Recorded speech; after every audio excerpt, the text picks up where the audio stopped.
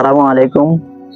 2024-এর স্মরণকালের ভয়াবহ বন্যায় মানুষের দুর্ভোগ লাঘব করার লক্ষ্যে সিরফু সাইয়্যিদুল মুরসালিন সাল্লাল্লাহু আলাইহি ওয়াসাল্লাম সংগঠনের স্বেচ্ছাসেবকেরা বন্যায় ক্ষতিগ্রস্ত যে সকল রাস্তাগুলো ছিল, বন্যার পানি কমে গেলেও মানুষের দুর্ভোগ কমে নাই। এই জন্য অনেক জায়গায় রাস্তাঘাট ভেঙে গিয়েছে, গাড়ি চলাচল মানুষের চলাচলে বিঘ্নতা ঘটতেছে। সাল্লাল্লাহু আলাইহি ওয়াসাল্লাম সংগঠনের স্বেচ্ছাসেবকরা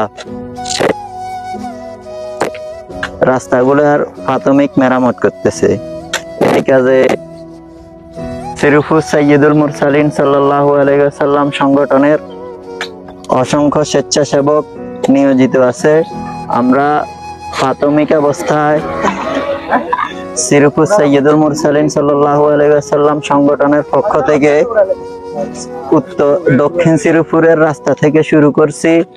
আগামীকালকে করব উত্তর শ্রীপুর, পর্যায়ক্রমে ইনশাআল্লাহ আমাদের লক্ষ্য আছে পুরা ফুলগাজী ইউনিয়ন এবং আমাদের সামর্থ্য অনুযায়ী পুরা ফুলগাজী উপজেলা পর্যন্ত যে সকল রাস্তাঘাট ভাঙছে ওই সমস্ত রাস্তাঘাটের মেরামত করব।